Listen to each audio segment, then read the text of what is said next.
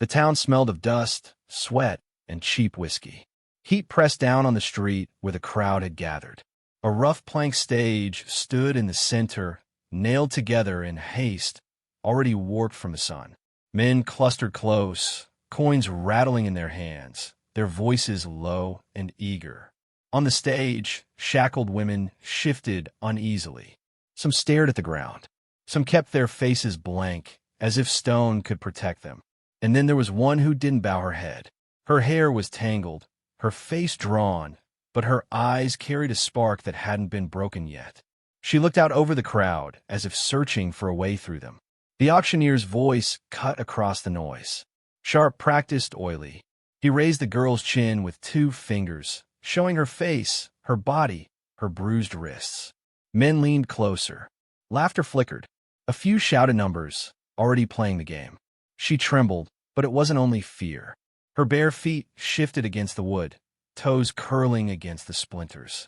Her body leaned forward, not toward the men, but toward the edge of the platform. Every line of her form was tense, waiting for the smallest chance. Across the street, a cowboy stood apart. His coat was worn, hat pulled low against the glare. He didn't drink, didn't speak, didn't join the jeering. His eyes stayed fixed on the stage, unreadable.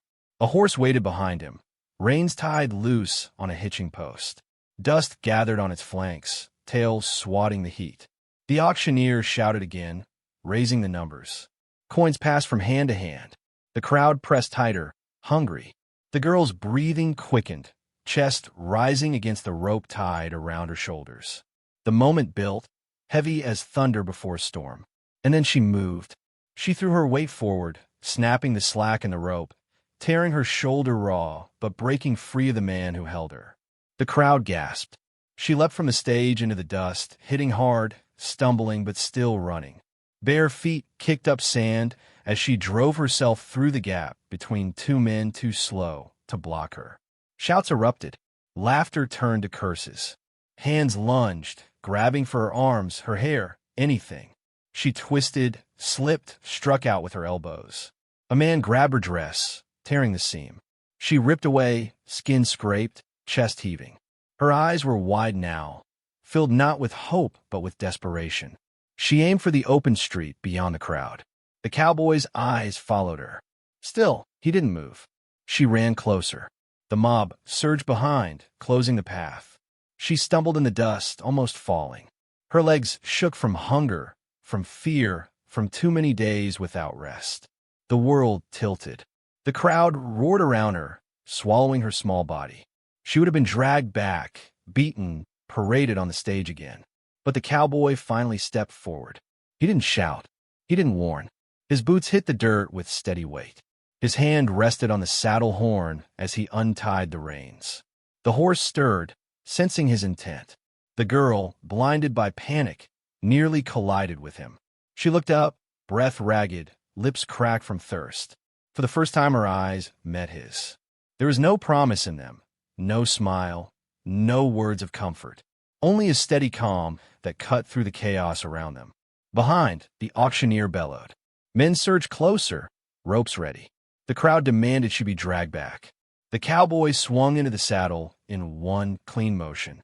Dust rose around the horse's hooves. And then, without a word, he reached down. His hand closed around her arm, pulling her up, lifting her onto the horse before she could even cry out. Her body landed hard against the saddle, her head pressed against his chest. The mob roared, furious. But the cowboy had already turned his horse. The animal lunged forward, hooves striking sparks off stone, leaving the stage, the shouts, the dust behind. The girl clung to him, too shocked to speak. Her body trembled against his. Her breath came in broken gasps. The silent cowboy rode on, his face hidden by shadow, the weight of his choice heavy in the air. And the town shrank behind them, the auction block fading into nothing but dust. The town's noise trailed behind them, fading into the dry wind. Still, shouts carried, faint but angry, promising the chase. Hooves struck hard against the earth as the cowboy's horse stretched into a run. Dust burst up from its stride, curling in clouds that hid their tracks for a few brief moments. The girl clutched at the saddle horn with both hands. Her wrists, raw and bruised from the rope, burned against the leather. The speed rattled her bones. Her hair whipped across her face, eyes stinging with wind and grit. But she didn't cry out. Fear pinned her voice silent. Behind them, the clamor grew again, hoofbeats this time, more than one. The town hadn't let her go so easily. The buyers had lost their prize, and men who had staked coin would not suffer the insult quietly. The cowboy leaned low in the saddle, guiding his horse toward the hills beyond the river. He did not look back. His jaw stayed set, eyes locked on the ridge that cut against the horizon. Every tug of the reins was sure, unhurried, as though he had ridden this path 100 times. The girl risked a glance over her shoulder. Dust rose where riders followed, for maybe 5 of them, their shapes blurred in the distance. They were gaining. She turned back quickly, pressing her forehead against the rough fabric of the cowboy's coat. His body was solid, steady, unmoved by her weight or the danger pressing close. She felt the rise and fall of his chest, slow, controlled, as if even now his breath refused to break rhythm. The horse plunged into the shallows of the river, water splashing high against their legs. Cold bit in her feet, numbing the cuts on her soles. She gripped tighter, every jolt of the saddle sending pain through her battered body. The current dragged at the horse's hooves, but the cowboy urged it forward. Spray caught the sunlight, scattering into shards of white. By the time they reached the far bank, the riders' shouts were sharper, closer. The cowboy turned his horse sharply into a narrow cut between rocks, the trail hidden from the open plain. The girl's body jolted against his as the horse climbed, muscles straining, hooves scraping against stone. She bit back a cry, burying her face against him, too weak to do anything else. For long minutes, all was sound, the crash of hooves, the rasp of breath, the beat of her heart hammering in her ears. Then the climb leveled. Pines rose around them, their dark shapes swallowing the sun. The air cooled, damp with the shadow of the mountain. The horse slowed to a trot, then a walk. The noise of pursuit thinned behind them. The ridge had swallowed the riders' shouts, leaving only silence broken by the creak of leather and the whisper of pine needles. The girl sagged in the saddle, every muscle trembling. She wanted to speak, to ask, to beg, anything, but the words stuck in her throat. She had begged too many times before, and her voice no longer carried strength.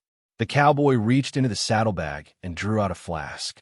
Without turning, without breaking his silence, he pressed it into her hands.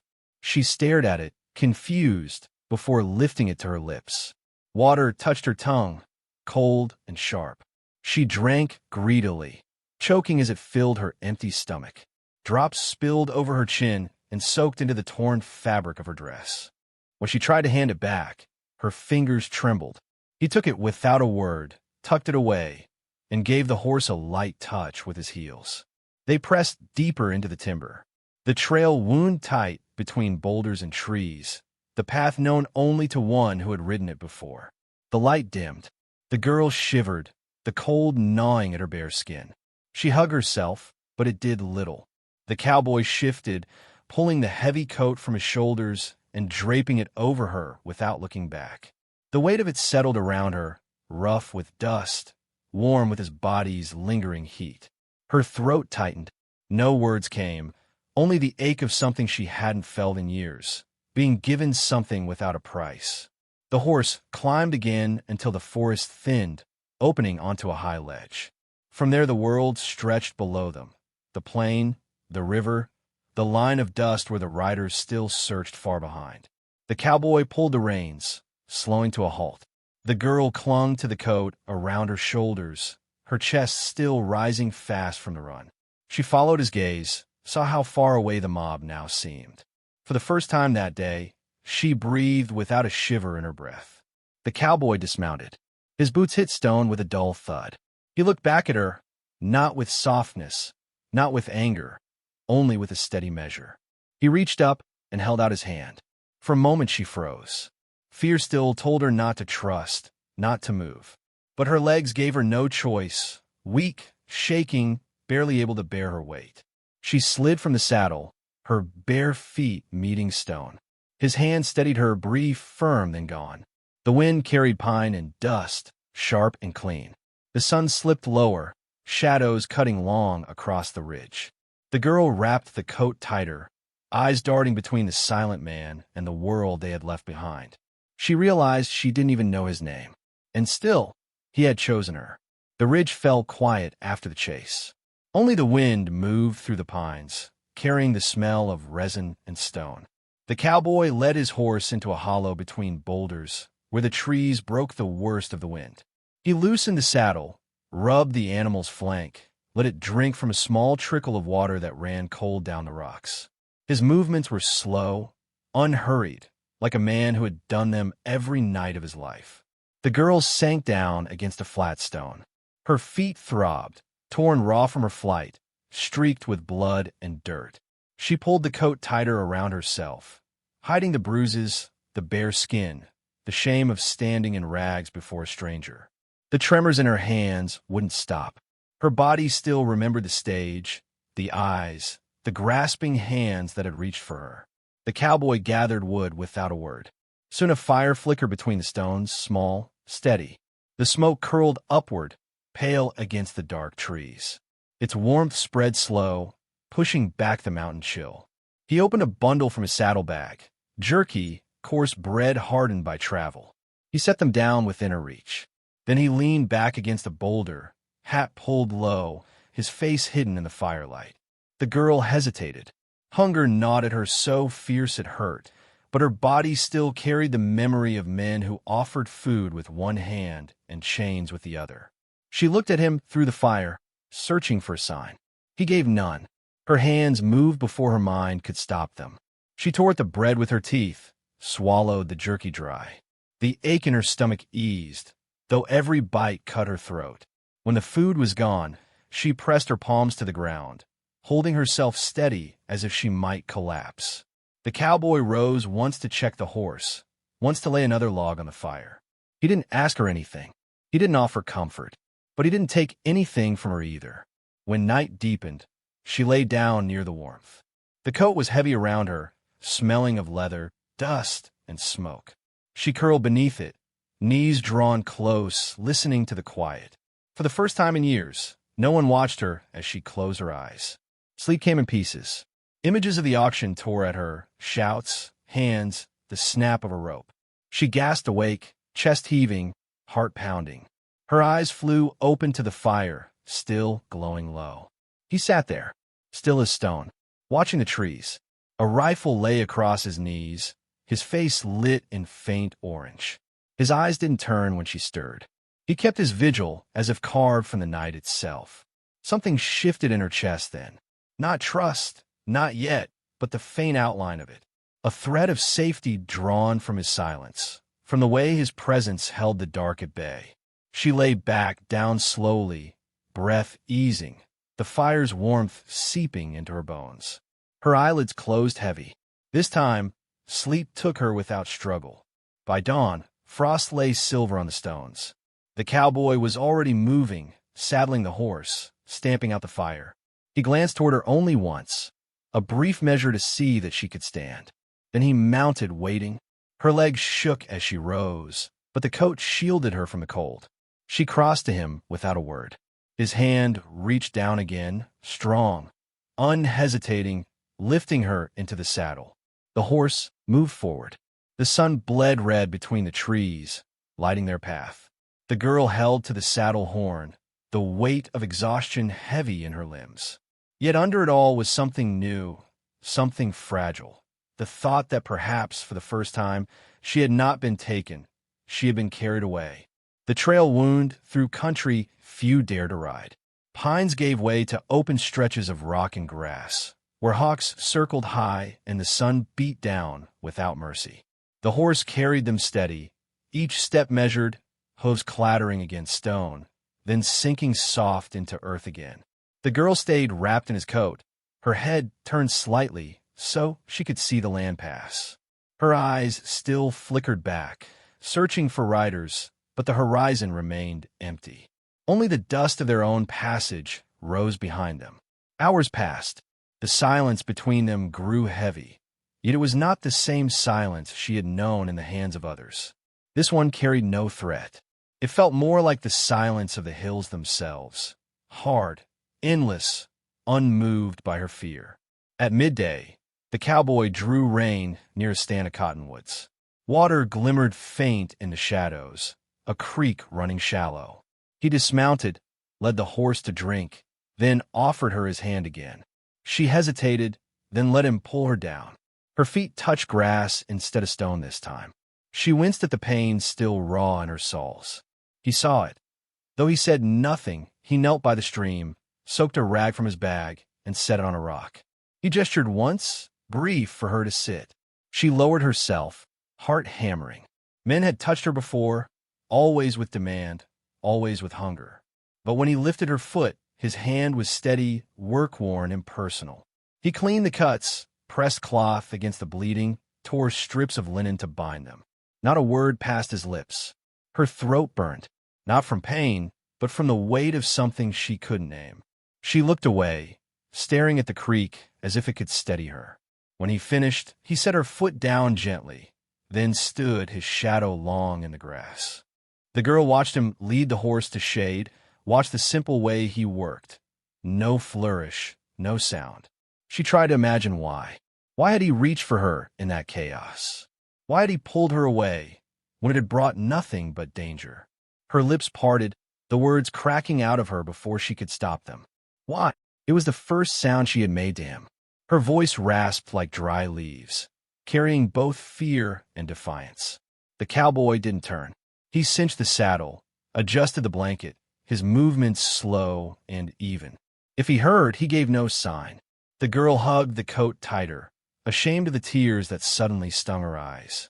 She pressed her face into the fabric, breathing in the dust, the smoke, the faint scent of horse and leather. It steadied her. When the sun lowered, they rode again. The land opened wider now, rolling hills bending toward distant mountains. Her head leaned against his back, exhaustion stealing her strength. She listened to the rhythm of the horse, to the slow breath of the man who carried her. By nightfall, they found a hollow where sage grew thick and the stars cut clear above. The cowboy built another fire, small but bright. The girl sat near it, hands stretched to the heat. The memories clawed her then. The stage, the crowd, the hands that had tried to claim her. She bent forward, covering her face, her shoulders shaking though no sound escaped. The cowboy sat across from her, quiet, his rifle propped near. He didn't ask. He didn't press. He only reached into his bag, drew out a small tin cup, and set it by the fire between them. Inside was a portion of beans, warmed and simple. She lifted her head, eyes wet. For a long time she stared at the tin, as if it were something she had never seen before. Food given without price. Her fingers wrapped around it slowly. She ate, each bite thick with salt and ash. When she finished, she set the tin down with shaking hands. The cowboy leaned back against the log, brim of his hat shadowing his face. The firelight caught the edge of his jaw, the lines of a man who had carried silence for years. She pulled the coat close around her again. Her eyes closed, and this time, when sleep came, she didn't startle awake. The fire crackled steady. Somewhere nearby, an owl called low, and through the long dark hours, the cowboy kept his watch, eyes fixed on the horizon no one else could see. Morning broke clear and pale. Frost silvered the sage, and the breath of the horse curled white in the air. The cowboy stamped out the last of the fire, then slung the saddle back into place. His movements were quiet, practiced, like a man for whom leaving before dawn had become the rhythm of life. The girl stirred from sleep, her face lined with ashes of the night's fire. She pulled his coat tighter as she sat up, blinking at the first light touching the rim of the hills. The cold bit into her, but not with the same cruelty as before. Now there was warmth hidden in the seams of the coat, in the memory of his silent watch. He mounted first, then offered his hand down to her. She hesitated, staring at it. The hand was rough, scarred, marked by years of work and solitude. It was not a hand that promised words. It was a hand that promised steadiness. She let him lift her up again. Her body found its place behind him, her arms wrapping lightly around his waist. The horse moved forward, hooves crunching over frost, carrying them higher into the hills. By midday, they reached a plateau where the world opened wide. Below stretched the plains, endless and stark, the town just a faint smudge far to the east. The girl slid from the saddle when he stopped, her bare feet touching grass soft with dew. She stood there a long time, staring at the horizon, at the place she had been torn from, at the road that had nearly destroyed her. Her hands shook. She pressed them into the coat's folds, holding it close, as if it alone anchored her. Then she turned to him. The cowboy had dismounted too, his face shadowed beneath the brim of his hat. His eyes were on her, steady but unreadable. He did not ask. He did not offer. He only stood, waiting, as though her choice belonged to her alone. Her throat ached with words she had not spoken in years. She thought of chains, of a stage, of the men who had looked at her like she was nothing more than something to buy. And then she thought of the ride, of the fire, of the silence that held no demand. She stepped closer, her hand lifted, trembling, and touched the coat at his chest, the same coat he had laid on her shoulders that first night. For a moment, her eyes closed, her body shaking with the weight of it all. Then she opened them again. "I'll stay," she whispered, her voice breaking like dry grass in the wind. The cowboy did not move. Not a flicker crossed his face, but his hand rose, slow, and settled on her shoulder, firm, steady, nothing more. It was enough. The sun leaned west, the shadows stretching long across the plateau. Together they stood there, two figures cut against the vast emptiness, bound not by words, but by a silence that had chosen them both. For her, it was not rescue. It was not debt. It was the first step toward belonging.